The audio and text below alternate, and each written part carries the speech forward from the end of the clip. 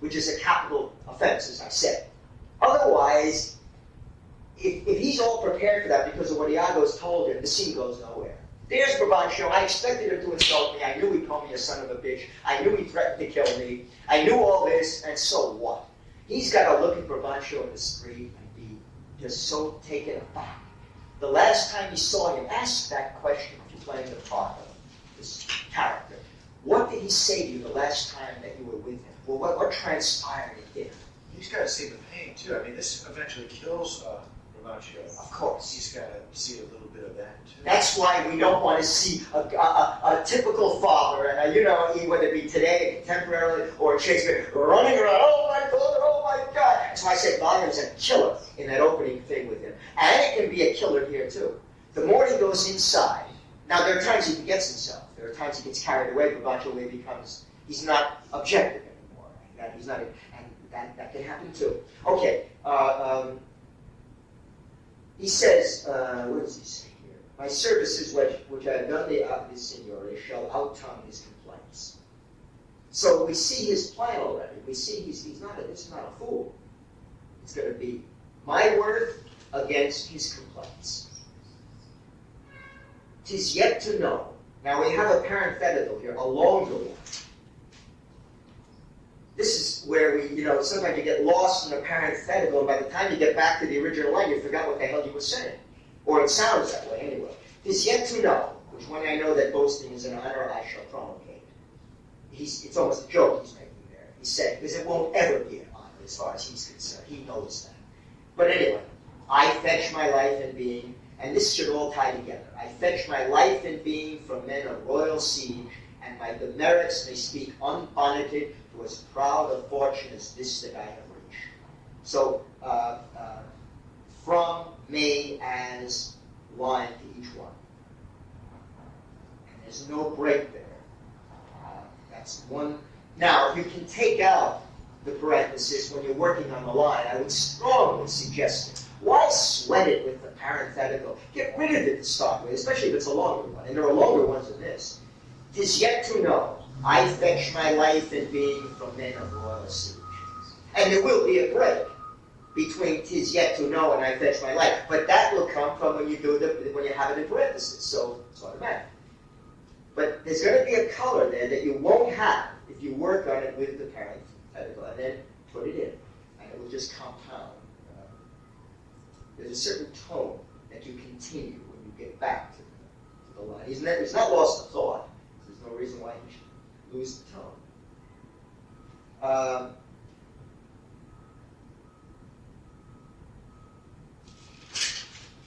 My demerits may speak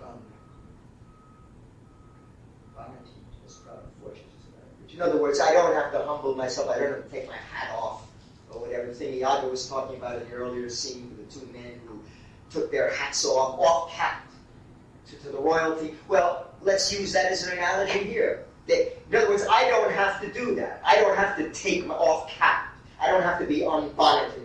See how they tie in together? It's the same kind of thing. I don't have to do that because my blood, that's interesting, my relationship, my background is as royal as hers is. Well, that may or may not be true, but he thinks it is.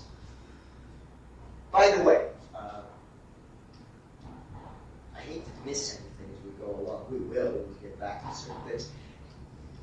This is very important because if this is true, and I think it is, he's not a liar, he comes from some kind of royalty, he says. Let's take him at his word. There's nothing to indicate he's lying. And he's not a liar as a person. He just colors things. If he did, and he comes from, say, North Africa, could be Mauritanian, then it could explain 7 years old, and he's out on the road, he's been trained to become a warrior. What I'm driving at is if he comes from a royal family, a royal blood, there'd be competition in the family. We don't know anything about his family. We do know. We start to find certain things. His mother, we find out, his father. There are lines in the play about them, brief as though they are. We're going to zero in on those because they're important. But anyway, what I'm driving at is if he is from royal blood, and he was in a position to inherit some kind of throne or something, maybe a prince, whatever, then it would be dangerous for his life to have stayed in his country. This is just a clue that an actor playing the role might really go with in terms of background. There's a lot of mystery about Othello. We know about his travels, but we don't really know his roots. We find things out. He was in slavery, he was taken as a prisoner, this, that. But what put him on the road? There's conflict here. I don't understand. If the man came from royal background, and we believe that he did, why did he become a warrior? Why did he make his whole life one of battle when he could have perhaps done it as a hobby? And maybe he had to. Maybe he had a brother who was older than him by maybe 10 years, and he was a threat to his, or maybe they're close to the same age, and he was a threat to his inheriting a throne or something. A little throne. It's not a big country, you know. We're going to get a little crazy. But you see what I'm driving at? There are clues that an actor can use here to start creating background for this character. Because it's a tough role, Othello. It's one of the toughest in all of Shakespeare. And you need things like this. So don't just treat them the way they normally do. Well, I was a great, royalty, this and that. Who gives a shit? I mean, if you were, fine, but what does it mean in terms of him, in terms of his background, not just what's happening here? For no Iago, break. Now he's making a point, so that we have to set it off. For no Iago, but that I love the gentle Desdemona, and another line there, right? I would not my unhoused, and it won't be unhoused, it'll be just unhoused, my unhoused free condition, put into circumscription and confined for the sea's worth. Put and for, and those two lines will be tied together. Put into circumscription and confined for the sea's worth. That will all be in one. That will be a run-on. And then there's the obvious break when he sees a party heading toward the Sagittarius. But look what light's coming out. I would also, for now, I would highlight the but. I would emphasize the but. I would just Emphasis the what? Oh, well, he says, for no Iago, but that I love the gentle Desdemona. I would put a line under but. And it doesn't mean, again, necessarily that when you do it, you have to emphasize but externally, but internally you will. It has a certain extra value. It's very important.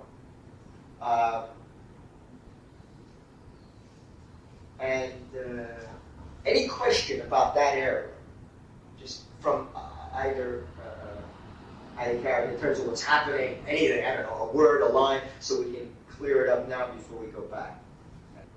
Okay, let's take a look at it again before we go into Cassio. Oh, just a note. You have two things here. Given circumstance, which I mentioned already, but just so we mark it, I fetch my life in being from men of royal siege. Whenever you get a GC in that script, the more you have, the better.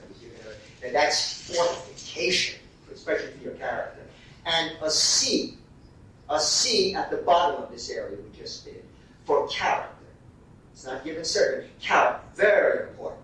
When he says that line, starting with 25, line 25, but that I love the gentle Desdemona, I would not my unhoused precondition put into circumscription and confined for the sea's worth.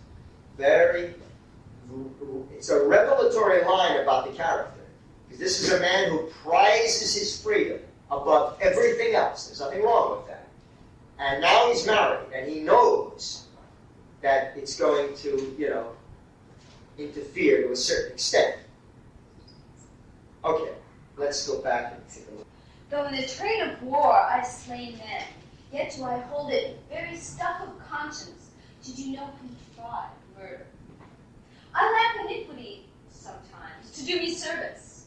9 or 10 times I had thought to have yerked it under the ribs. 'Tis better as it is. Nay, but he prated and spoke such scurvy and provoking terms against your honor, that with what little godliness I had, I did full hard to forbear him.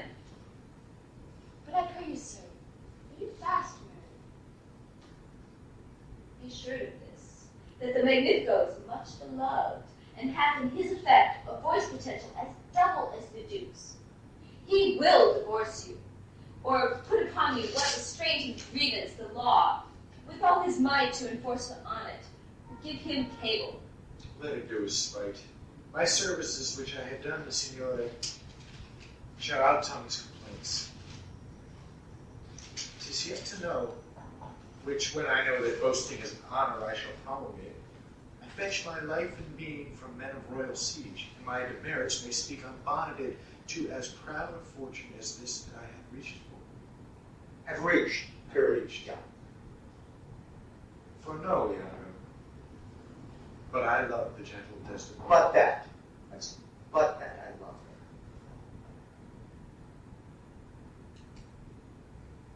For no, Iago, but that I love the gentle Desdemona. I would not my unhoused free condition put into circumscription and confined for the seas were. But look, what lights come out. Those are Ray's father and his friends. You must go in. Not I. I must be found. My parts, my title, and my perfect soul shall manifest me rightly. Is it they? I take more time before is it day. I mean, just have a definite break. He's obviously ahead of you, Iago, to take a look. He's a little closer to the action to see, and then so just go back to that line. Not I. I must be found. My parts, my title, and my perfect soul shall manifest me rightly. Is it they? By Janus, I think no. The servants of the Duke, and my lieutenant. The goodness of the night upon you, friends. What is the news? The Duke does greet you, General, and he requires her post-haste appearance even on the instant. Okay, just a note, and my lieutenant, the goodness of the night upon you, friends. Just isolate that before you go to what is the news. In other words, more enjoyment. And remember, it's the first time that we see Cassio on with Othello. And obviously, he thinks a great deal of Cassio. It's very close to him. He pointed him. But more important than that, he's his go-between for the, So it's a very personal relationship and very warm. It's delighted to see him. Okay, and it's also one of the few times in the play where they're on together before he cashiers him. So we have to see as much of that as possible in terms of what happens between these two. The servants of the Duke, and my lieutenant. The goodness of the night upon you, my friends. What is the news? The Duke does greet you, General, and he requires your post-haste appearance even on the instant. What is the matter, Becky? Something from Cyprus is on your divine, and a business of some heat. The galleys have sent a dozen secret messengers this very night to one another's hills. And many of the councils, raised and met, are at the Duke's already. They've been hotly called for. You have been hotly called for. When being out of your lodging to be found, the Senate hath sent about 3 several requests to search you out. 'Tis well I am found by you. I will send a word here in the house to go. Ancient. What can I see here? Faith, he tonight hath boarded a land carrack. Is that right? Yeah, he's being rather lewd here, but that's okay. Right. Yeah. Okay. Faith, tonight he had. Sorry. He tonight had, yeah. Faith, he tonight hath boarded a landed carrack. A land carrot. A land It's a carrack. substitute for that. You really want to know? Yeah, okay, I'll talk to you later. Let's see. Okay, I wasn't going to do that one because I thought it was self-explanatory. No, it's a good question. But tonight had boarded a land. Well, of course, he is purposely doing that.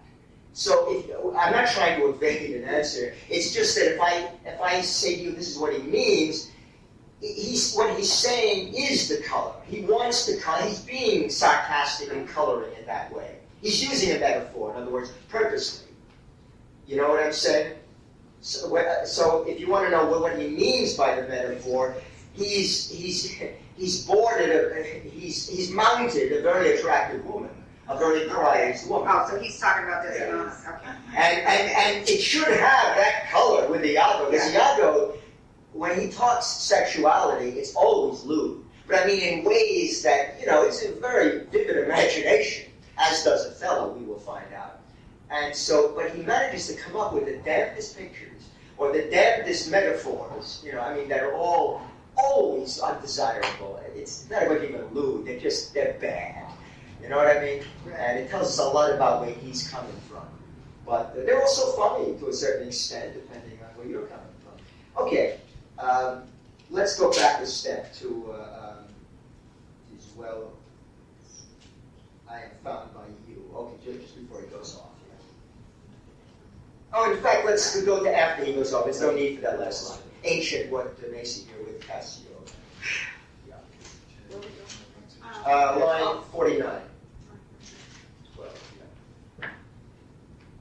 Ancient, what I see here. Faith, he tonight had boarded a land carrot. If it proved the lawful prize, he's made forever. I do not understand. He's married.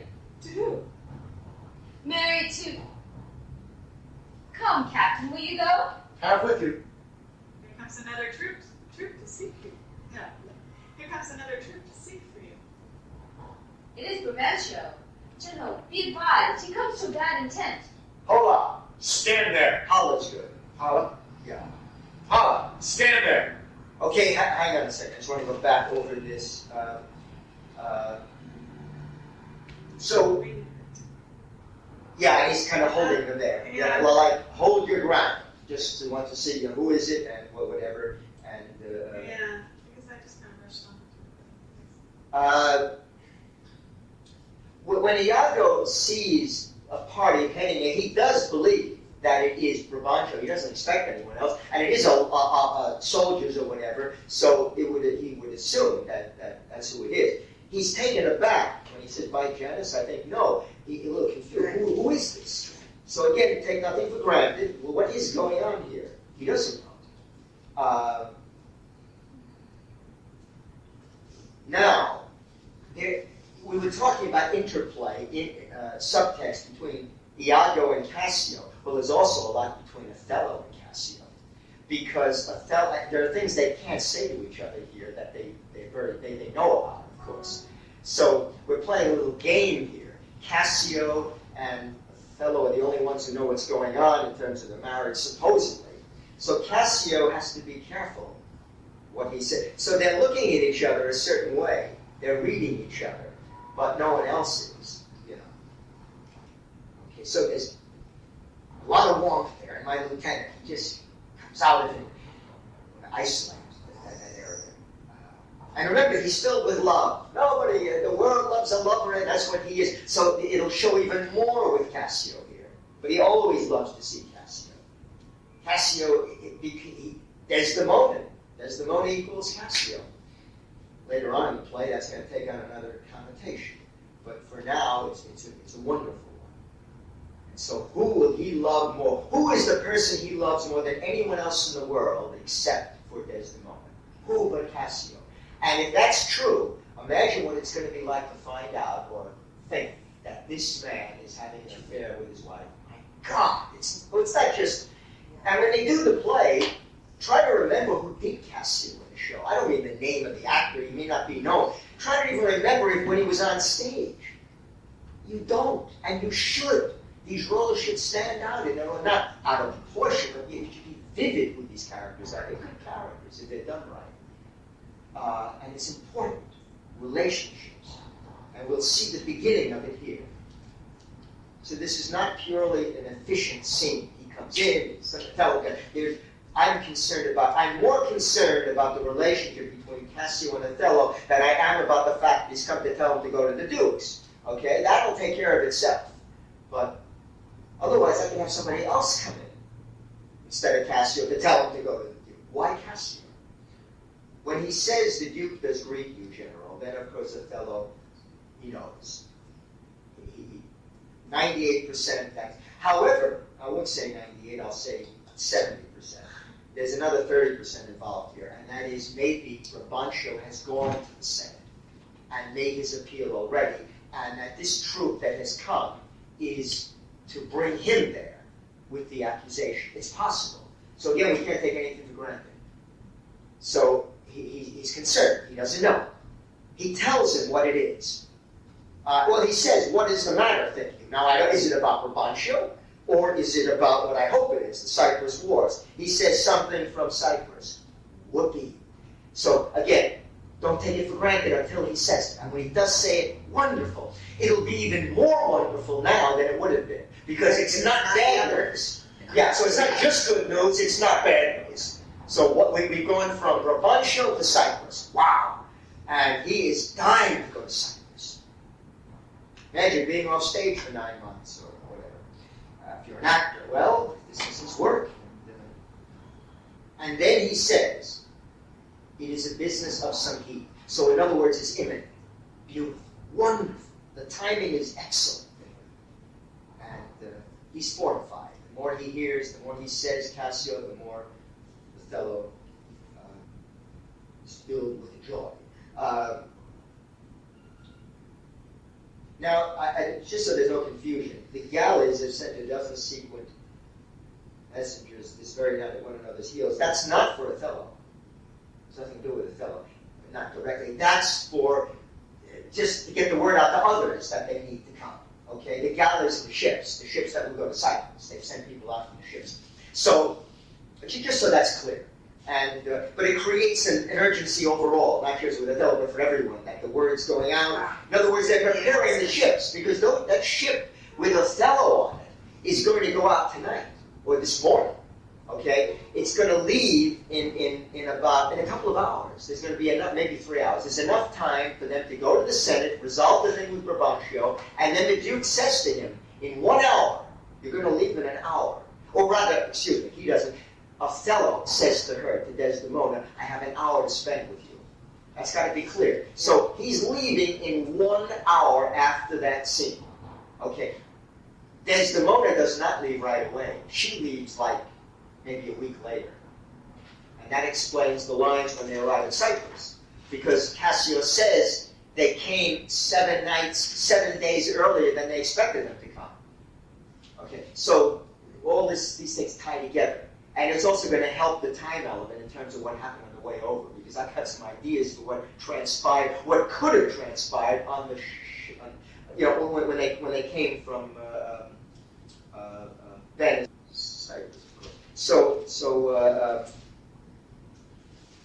Okay. And then he continues to compound. You have been hotly called for. Many of the consuls, you have been hotly called for. Many did not lodging be found. The Senate has sent about 3 several quests to search you out. We went over this already, couldn't find you. He's the only one who knows. He says, interesting line, "'Tis well I am found by you." That's a funny line. That line can be delivered knowingly. No one else will know what it means except the two of them. But think of the consequences of it. It is very good that I'm found by you, because we're working together. So they can have that between them, full understanding. And getting back to the line that Maggie asked about, he tonight had boarded a line carrier. Iago can start here, although he does it earlier, he can animate these kind of things. Leave it up to the actor to find things. But to make his point, rather than just words. You know what I'm saying? I mean, there's a certain quality in the expression of the Lancarrick thing that he makes. He does this. And it's also a chance to bring Cassio, the proper lieutenant, down to a lower level. He tries that a few times in the play. Okay, let's do this area one more time, from the beginning up to Brabantio's entrance, and then bring Brabantio in. I'm sorry, just before I start. I'm going to probably leave before Brabantio comes into. Oh, okay, I'm glad you told me. Yes. No, then in that case, No, I want to go then. That's okay, no problem. I almost went to it anyway. Let's go right into that then. No problem. Where are we going? To Brabantio's, let's go to where we stopped. Rodrigo's line, Signor is the more. Starting with line. 12 at the bottom. 12, starting like 6. Okay. Signor, it is the more. Down with him, thief. You, Rodrigo! Come, sir, I am for you! Keep up your bright swords, for the duel will rust them. Good signor, You shall more command with years than with your weapons. I isolate that a little more between the two things. First, tell them all. It's a funny line. I mean, he's doing it in a way to handle a lot of panache there. You know? You will rust them, and there's got to be a moment. Do they or don't they? Well, they do. They stop. And when they stop, then go and address him and try to charm him. Try to win him over. But don't give up. Maybe it's possible. Maybe you can, in spite of what Iago said. He's your friend, or he was. Okay. Keep up your bright swords, for the dew will rust them. Good senor, you shall more command with years than with your weapons. O thou foul thief, where hast thou stowed my daughter? Damned as thou art, thou hast enchanted her. For I'll refer me to all things of sense, if she in chains of magic were not bound. Whether a maid so tender, fair, and happy, so opposite to marriage that she shunned the wealth, curled darlings of our nation, would ever have to incur a general mock, run from her. Garbage. Yeah, I just lost my spot. Okay, would ever have to incur a general mock, run from her guardage to sooty bosom of such a thing as thou, to fear, not to delight. Judge me the world, if 'tis not gross in sense that thou hast practiced on her with foul charms, abused her delicate youth with drugs or minerals that weakens motion. I'll have dispute it. I'll have disputed on. I'll have disputed on. it debated. Say that again. I'll have disputed on. I'll have to dispute it on. No, not have. I'll have it disputed on. I'll have it disputed on. 'Tis probable and palpable to thinking. I therefore apprehend and do attach thee for an abuser of the world, a practicer of arts inhibited and out of warrant. Lay hold upon him. If he do resist, subdue him at his peril. Hold your hands. Hold it there 1 second. Okay, that is a mouthful. Yeah, he always, when he comes in, he's so filled. Well, it tells us something. It tells us about his condition, emotion, where he's coming from. And he does, it is a long speech. I mean, we have to ask here, too, is it all objective? Or is he perhaps, Yeah. We also have to ask, what is he doing when he is being objective? Because he is, certain parts of the scene, he's achieving his objective here. But why does he go on? Why does he make what appears to be an announcement here? He's lost a lot of face here. And maybe he's going to save some by announcing to everyone What has happened. In other words, what has really happened. Otherwise, we have a father going after a daughter who's absconded with this stranger, and he's the one who's going to pay the price, and he will eventually, of course. So he's got to save face, and he's got to tell everyone what has happened. It's out of my hands. Really making himself look bad. Mm-hmm. Himself. Very human. Himself that couldn't have changed it. It wasn't Desdemona. It wasn't Desdemona, right? She didn't betray me. Yeah. It was him. He's the guilty one. So it's got to be clear to everyone. It's clear to him. Now let's make it clear to everyone else. For I'll refer me to all things of sense, if she intends of magic when I found to tie that together. So I'll refer me to all things of sense. But there won't be. Try to run that together. It doesn't have to be run, some of these things together, but it'll work better for clarity than we're doing it now. For I will refer me to all things of sense if she in chains of magic were not bound. And then there's a break there. And he particularizes here. In other words, he's talking about her now. He makes the statement, this could not have happened. Now he says, why it couldn't have happened. Mm-hmm. So it isn't, so that otherwise that line reads kind of weird. Whether a maid so tender fair. And so it's like a given. Right, this is proof of. Yeah.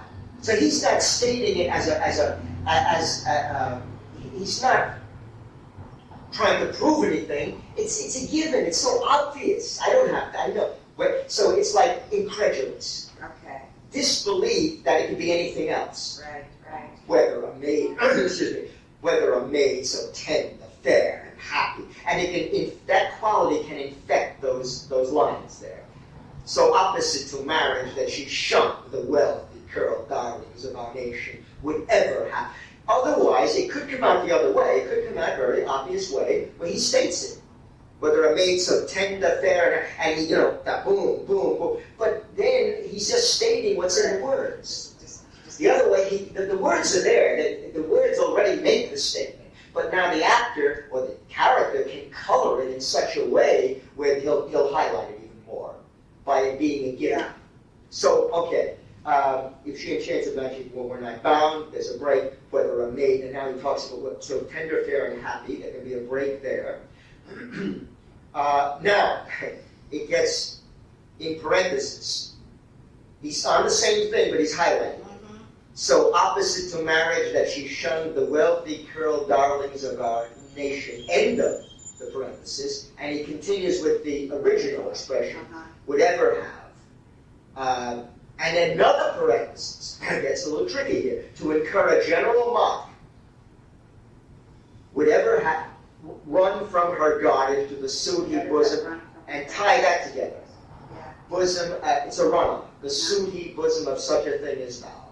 Okay, so what we've got is, what he's really saying here, not paraphrasing, using the words here, whether a maid so tender, fair, and happy would ever have run from her garden to the sooty bosom of such a thing as thou. That's it, that's what he said.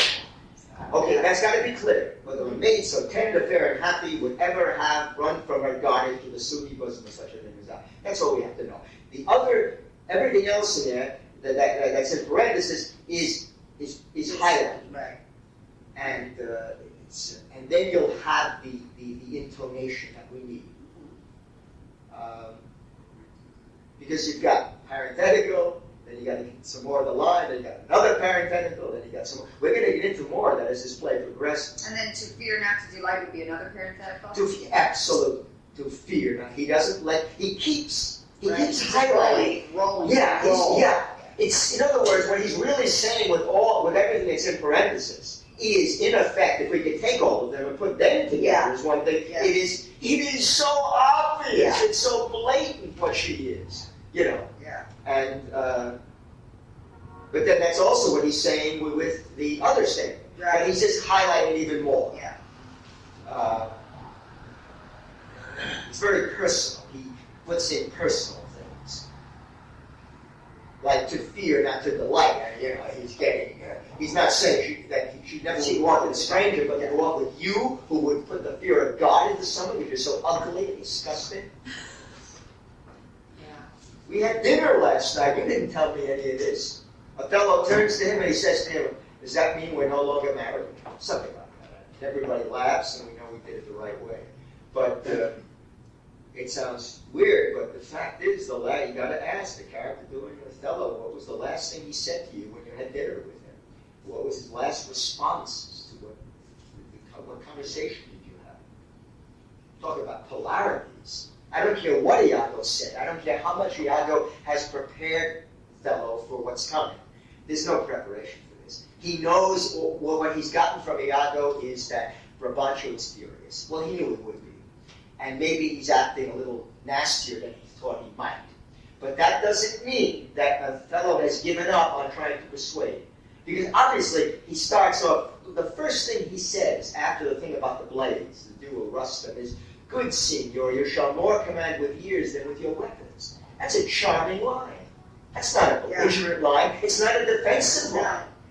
So the guy's he's gonna go out there and win him over, or try to anyway. But he hasn't given up. If he's given up and the scene's over, then what is he gonna do? Stand there, take this, and then what? Maybe, because if he can win him over, he doesn't have to deal with anything else. It won't matter what the Duke and the Senate, they'll go for it if Brabantio does. No problem. Why not? And remember, another thing that will also make that easier to do is the fact that he's in love. When you're in love, things like this are easier to handle. And it's a father.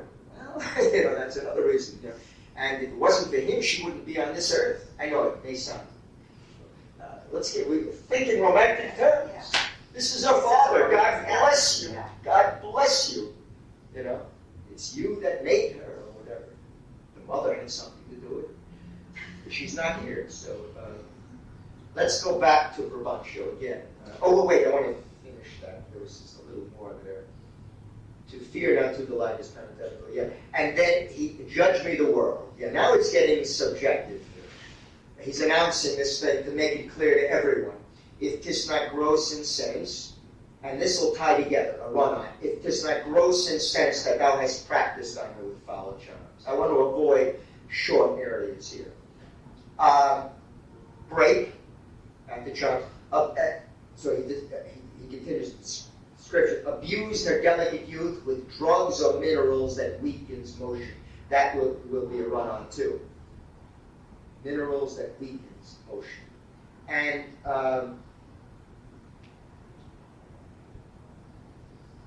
I'll have it disputed on, right? The line there. 'Tis probable and palpable to thinking. Another line. I therefore apprehend. Now he puts this together. I therefore apprehend and do attach thee for an abuser of the world. So now he's kind of putting the whole thing together in essence. It's a summation of everything. And it's a formal thing before he takes him off to jail. It's like, here are the papers. This is it, and he's like all but giving him the legal papers. I therefore apprehend and do attach thee for an abuser of the world. That's the first thing. A practicer of arts inhibited and out of warrant. That should be run together. And inhibited and also out of warrant should be highlighted. And a break after warrant, and then lay hold upon him should also be highlighted. That's very authoritative and it's very important there. Grab him, arrest him, and off to jail.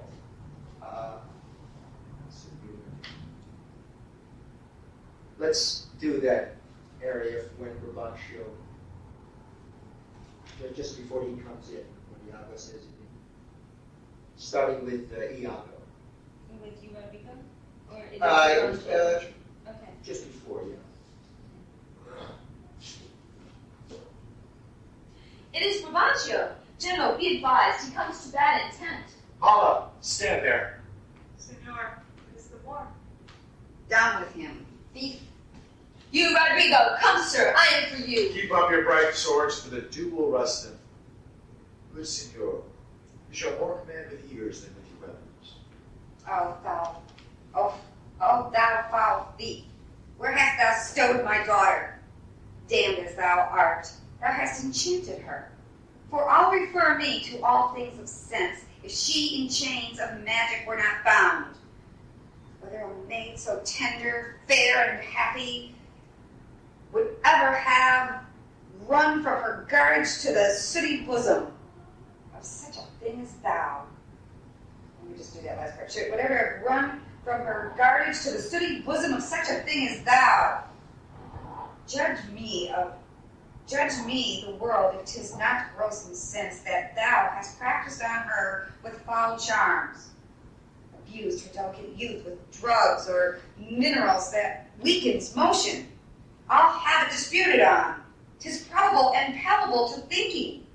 I therefore apprehend and do attach thee for an abuser of the world, a practicer of arts inhibited and out of warrant. Lay hold upon him. If he do resist, subdue him at his peril. Hold your hands. Both of you of my inclining and the rest. Were it my cue to fight, I should have known it without a prompter. Whither you that I go to answer this charge? Like all the way about the studio door. Okay. And then you're like, when you go out into the hallway, just turn that door latch, Uh-huh. and then you go up to the left arm. Oh, okay. Thanks. Great. Hold your hand. Just have a break after that. Both, and so we can isolate that. Both you of my inclining and the rest. Make it clear to both sides. The tendency there is, just it's kind of in general, or it's only to your troops, or they're not yours exactly, but maybe they are. Both you and my inclining and the rest. Where my tutor actually known it without a prompter. And then there's a break after prompter. And it's assumed that after prompter, they're going to hold. Everything's going to be quiet. And only then will he then go into the next thing. But it just cannot be an announcement, and then he goes into the next thing. Has he achieved his objective? If you get one guy who takes out the sword and makes a move, and you're going to have chaos here. Because then they'll all be fighting, and a lot of people are going to get killed. They're too close. They're very close here. Very dangerous situation. I want to go back to the area we just did, and not the whole thing. Starting again with Brabantio's entrance. Artemis, if you would read Brabantio this time. You can stay with Othello, Mark. And Monica, if you would do Iago, and then Rodrigo has a line, and we'll go right to the end. Okay. And where should we start again? We'll start with Iago's line. It is Brabantio. It is Brabantio, General. Be advised. He comes to bad intent. Hala, stand there. Signor, it is the Moor. Down with him, thief. You, Rodrigo. Come, sir, I'm for you. Keep up your swords. The dew will rust them. Good Signor, you shall more command with ears than with your weapons. Just a note, so we don't take anything for granted. I wouldn't want you to do that. When Iago says, like, where is it? You, sir, you, Rodrigo, come, sir, I am for you. Don't take that line for granted. In other words, it's got to be very clear to everyone that you and Rodrigo are going to fight. You know, because you don't want, because there's a point, you don't want, as I said earlier, anyone to hurt Rodrigo, lose your money here. Okay, you get killed very fast. The damn fool, But if you announce it, no one's, if you think about it, you got all these guys on both sides. Now, if you announce that it's you for him, and him for you, and whatever, it sounds like a song, if that's the case, human nature being what it is in a situation like this, if you had a bunch of guys in the street, 8 on each side, and one guy picks out the other one from the other side and says, it's you and me. Now, they're all going to fight on both sides. But if one guy picks out the other one very clearly and defines it clearly, I guarantee you nobody's going to touch either one of them. Right. If you think about it, why should they? But you might think of the chaos. But no, it won't happen. Those two are out. They're going to have their own fight. And so it seems like a little thing, but it isn't. It's very important. Because it's going to be a fight. As far as Iago knows, there is going to be a fight. Right. And actually, maybe Iago would like a fight. Because if there is a fight, it's going to get Othello into a lot of... Of course, look what's going to happen to Othello. Oh, he'll come out of this, and he's not going to get killed, but some people are. And if any people on Brabantio's side get killed, he's going to really be in trouble. And it's not his fault necessarily, not at all. It's Brabantio's fault, but that's not the point. So Iago's all for this. Let's do it, But make sure you isolate that. So you, Rodrigo, point that I'm for you. We're all set, Okay. And okay. Anyway, all right. Let's go back to start. It is Brabantio, General. Be advised. He comes to bad intent. Hala, stand there. Signor, it is the Moor. Down with him, thief. You, Rodrigo. Come, sir. I am for you. Keep up your bright swords, for the dew will rust them. Good Signor, you shall more command with ears than with your weapons. Thou foul thief, where hast thou stowed my daughter? Damned as thou art, thou hast enchanted her. For I'll refer me to all things of sense, if she in chains of magic were not bound. Whether a maid so tender, fair, and happy, so opposite to marriage that she shunned the wealthy curled darlings of our nation, would ever have to incur a general mock, run from her guardage to the sooty bosom of such a thing as thou, to fear, not to delight. Judge me the world, if 'tis not gross in sense that thou hast practiced on her with foul charms, abused her delicate youth with drugs and minerals that weaken motion. I'll have disputed on. 'tis probable and palpable to thinking. I therefore apprehend and do attach thee for an abuser of the world, a practicer of arts, inhibited and out of warrant. Lay hold upon him. If he do resist, subdue him at peril. Hold your hands, both you of my inclining and the rest. Were it my cue to fight, I should have known it without a prompter. Whither you that I go to answer your charge? To prison, to a fit time of law and course of direct session, call thee to answer. What if I obey? How may the Duke be therewith satisfied, whose messengers are here about my side upon some present business of the state to bring me to him? It's true, most worthy Signor. The Dukes in council, and your noble self, I am sure, is set forth. How? The Duke in council? In this time of night? Bring him away. Mine is not an idle cause. The Duke himself, or any of my brothers of the state, cannot but feel this wrong as toward their own. For if such actions may have such free a passage, bond slaves and pagans shall our statesmen be. Okay. Sorry about killing that last one. It's a tough speech too, that long speech Rancho has here, as is the other one when he comes in with Rodrigo. And there's a reason for it, not just to make it tough because he's obtuse or something, but also because of what he's going through, the turmoil. And so much is happening to Brabantio from the time he's at the window, to the time he comes into the street, to the time he makes the appearance here. So many cross currents. So it would explain. So the speech is proper. In other words, you should ultimately have to feel comfortable with this speech because it should be uncomfortable because of what he's going through, and that, of course, will help to achieve what we need in speech. There is a definite color of disgust. I mean, it gets very personal in terms of Othello. It's not just, how dare you take off my daughter, take her away, how dare you marry her, etc. But also, he attacks him on a personal level, which is something else. It's one thing to be furious at what someone has done. It's another to attack their characteristics, you know what I'm saying, their appearance, their this, that. And he certainly does that. So that's very important. It takes on a different color than anything else.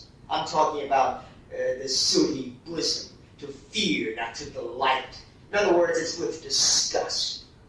And we have to ask, the question is this happening just because of this? Obviously, it's a lot to do with it, but his feeling, he disapproves of what Othello has done. Oh, no question, he's furious about it. But why get into all these other things? So, in other words, he brought him to the house, it was a guest, it was like something, a toy. And people do this all the time. But his real feeling about it, if he got into anything else beyond that is, as long as I don't, it's one thing to listen to his stories, but he's like not real, this guy. He doesn't, let him be off in the wars and protect our country, and that's just fine. But he doesn't find him pleasant in terms of what he is. But it's covered by other things, so he can deal with him. In other words, he's clean, he's humble in his way. He appears to be, he makes an appearance. He's well mannered. So all these things could explain how the other traits will not keep him away. Will allow him to have him in the house in spite of it. We got to ask, why would he have him in here if he feels that way about it, in spite of the fact that he's a general? But apparently he can deal with it. There are other traits that offset that until now. But he doesn't like his color. He doesn't like the fact that he's a foreigner. He loathes it. And we've got to get into the head of a guy who's super nationalist in the sense of my country, in terms of what I am, in terms of, I'm the best in that way. When you get that, and then that's acted on by what's happened, then you'll have the character effect. And all these speeches will take on a life. But so it's got to be clear where he's coming from as a person. It isn't just what's happening now. Obviously, this is a very prejudiced type of person. They all are in this community. And the people who work for them are not Venetians.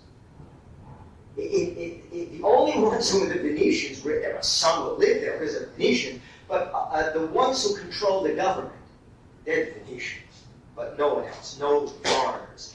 They use the foreigners and everything else. In other words, as soldiers, as workers, so that there can be no usurpation of the government, because they're not native, they have no power, and they can't. In other words, they hire people from many countries. They hire Moors, people from Africa, from Spain, from wherever, and none of them have a common community.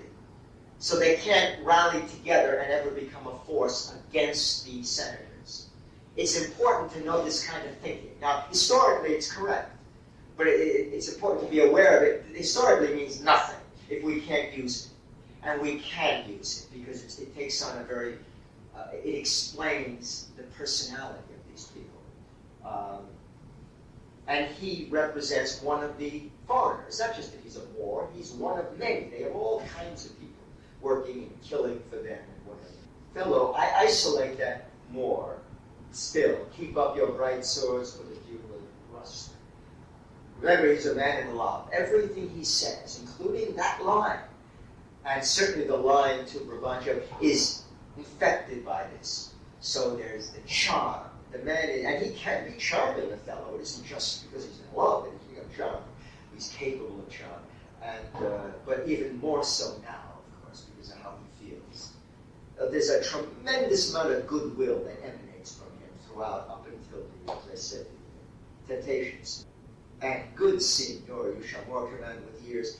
So charming, so complimentary, so nice. Anyone else would be stopped in his tracks by that, but not Brabantio.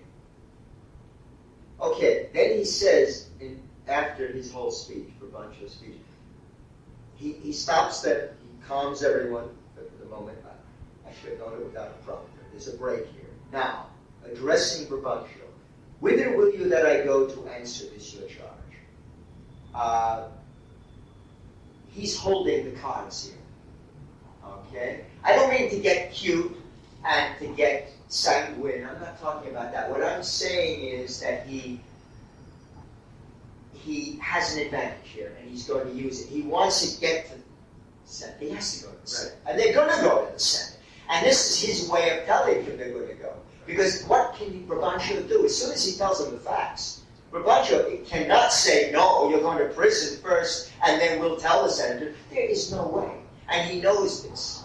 So it's with great control here that it's almost, but not quite funny, if you know what I mean. But he's not that kind of person. You know what I'm saying. He doesn't. I don't want him to get complacent, but he's in charge here.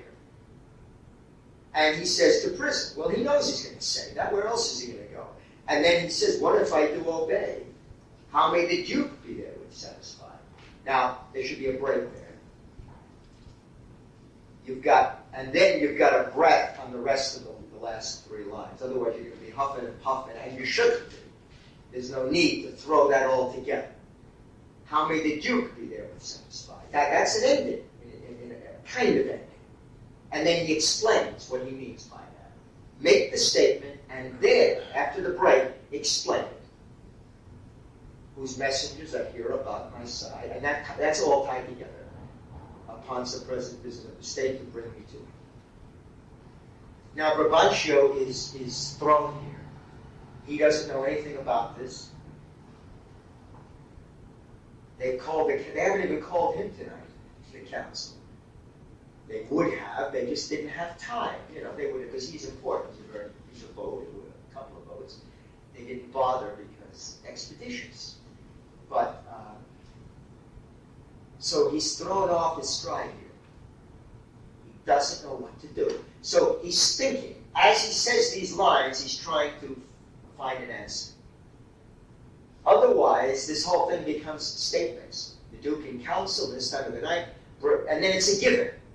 It's just like axiomatic. Bring him away, mine's not an idle cause. Oh, no. He doesn't know what to do. How? I didn't know they were in council. The Duke's in council. And in this time of the night, I didn't know it was in council. And at such an hour. It's very late. It's early in the morning. Why? What's going on? What is he going to do? Is he going to go to the Duke's with him? Or is he going to take him to jail? He just said he was going to take him to jail. So decisions. And then he makes a decision. Okay, bring him away. We'll all go to the King's. But it's got to be a discovery. You see what I'm driving at. Otherwise, it's just another speech, you know. And, I mean, we'll understand it. It's intelligent, and, you know, but it's not discovery. It's not trying to find answers.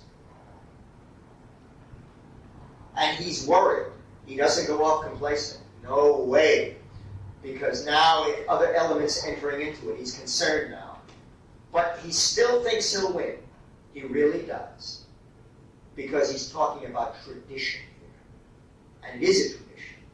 And there is no way that they would allow this to happen. But he's concerned. There's conflict. I'd like to do that area again. And speech of Brabantio, as I said, the first speech, that's when it comes in. This one here is excellent to work on because it's so difficult. It has so many colors in it, parenthetical, so many breaks, whatever. So, okay, let's do. Mark, if you would read Brabantio and Artemis Othello. You didn't see you get to read Othello. And if you would do again, Monica, Iago, and It is Brabantio. General, be advised, he comes with bad intent. Allah, stand there! So no, it is the one. Down with him, thief! You, Rodrigo. Come, sir, I am for you. Keep up your bright swords, for the dew will rust them. Senor, you should command more with years than with your weapons. Thou foul thief! Where hast thou stowed my daughter? Damned as thou art, thou hast enchanted her, for I'll refer me to all things sensitive. Okay. Oh thou foul thief! Where hast thou stowed my daughter? Damned as thou art, thou hast enchanted her. For I'll refer me to all things of sense, if she in chains of magic were not bound. Whether made so tender, fair, and happy, so opposite to marriage, that she shunned the wealthy curled darlings of our nations, would ever have to incur a general mock, run from her guardage to the sooty bosom of such a thing as thou, to fear, not to delight. Judge me the world if 'tis not gross in sense that thou hast practiced on her